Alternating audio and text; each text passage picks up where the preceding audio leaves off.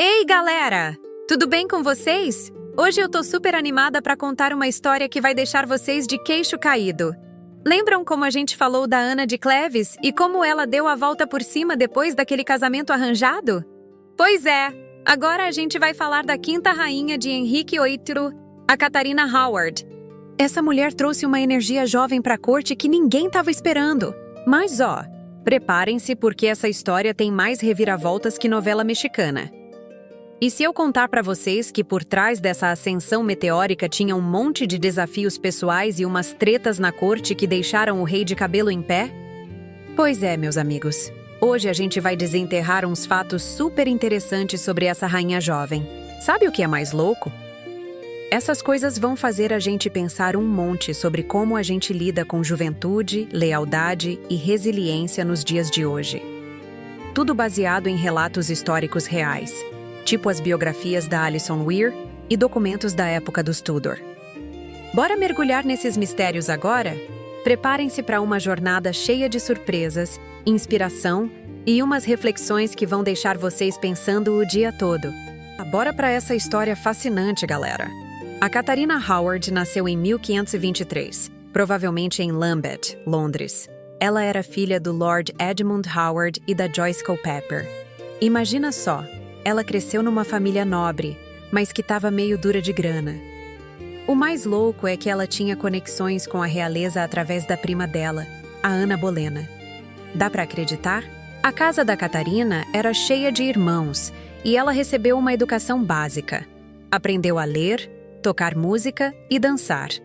Mas nada de tutores estrangeiros chiques não. Isso fez dela uma menina super prática e cheia de energia numa época que a corte era toda pomposa. Ei, vocês não vão acreditar, mas a Catarina era conhecida por ser uma gata e ter uma personalidade super animada. Ela adorava festas e moda, o que fez dela uma figura popular na corte desde os 13 anos, quando ela entrou como dama de honra da Ana de Cleves em 1540. Aí vem a parte que parece roteiro de filme, galera. Aos 17 anos, a Catarina chama a atenção do Henrique VIII. Ele estava com 49 anos na época e viúvo da Jane Seymour. Foi durante uma visita à corte que ele notou a jovem Catarina. Ficou todo bobo com a juventude e o charme dela, chamando-a de Rosa Sem Espinhos. Começou a mandar uns presentinhos, tipo joias e vestidos. O casamento rolou em 28 de julho de 1540, no Palácio de Oatlands. Foi tudo bem rapidinho depois que o rei anulou o casamento com a Ana de Cleves. A cerimônia foi privada, mas as festas? Nossa, foram épicas! Todo mundo celebrando a nova energia na corte. A Catarina foi coroada rainha, mas de um jeito meio informal, sabe? O Henrique ficou todo bobo, dando terras e títulos para ela. A Catarina virou o centro das atenções em torneios e banquetes. Parecia que tudo estava indo às mil maravilhas, né? Mas aí, galera, veio a reviravolta. A Catarina, jovem e sem muita experiência, tinha uns relacionamentos do passado que voltaram para assombrar. O Henry Manox, que era professor de música dela, e o Francis Dereham, um cortesão, voltaram para a corte como secretários. Dá para imaginar a tensão? Vamos refletir. Como é que uma adolescente consegue lidar com um rei obcecado por poder, tentando equilibrar a própria vivacidade com as expectativas da realeza? Não é fácil, né? Mas a Catarina não ficou parada, não. Ela era uma rainha super ativa, patrona da música e da dança, influenciadora na corte com toda a sua alegria.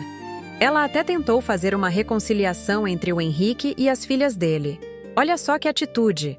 Aí, em 1541, a coisa ficou tensa de verdade. Começaram a surgir umas acusações sobre o comportamento passado da Catarina. Uns rivais, tipo o Thomas Cranmer, começaram a investigar a lealdade dela. A pressão estava pesada, galera. Mas a Catarina se defendeu com dignidade nos interrogatórios. Ela negou qualquer intenção desleal e mostrou como sua juventude podia ter levado a algumas ingenuidades. Mas o rei, todo paranoico com controle, acabou dissolvendo o casamento. Catarina começou a ser julgada por adultério, o que numa rainha era equivalente à traição. Considerada culpada, Catarina foi executada na Torre de Londres em 13 de fevereiro de 1542. A vida da Catarina depois disso é um exemplo de como a juventude pode ser vulnerável quando se está no poder. Mas o legado dela inspira a gente a pensar sobre como manter a vivacidade mesmo em tempos difíceis. Até hoje, a Catarina continua fascinando as pessoas. Ela é tipo um símbolo de energia feminina e nos ensina umas lições sobre os riscos do poder. É louco pensar como uma rainha tão jovem enfrentou pressões pessoais e tomou decisões que mudaram a corte inteira. Ei, se vocês gostaram desses fatos até aqui, deixe um like. Isso ajuda o algoritmo a espalhar mais histórias como essa para outros amigos curiosos como vocês. No próximo episódio, a gente vai falar da Catarina Parr e como ela conseguiu sobreviver ao rei. Não percam essa, hein? É de arrepiar. Inscreva-se no canal, ativa o sininho e comenta aí embaixo. O que vocês acham da vivacidade da Catarina Howard? Ela foi vítima da própria juventude ou das tramas da corte? Vamos bater um papo nos comentários. Eu adoro ouvir vocês e trocar umas ideias sobre esses mistérios históricos. Até o próximo episódio, pessoal. Continuem curiosos, continuem explorando essas histórias incríveis. Um abraço apertado e até a próxima!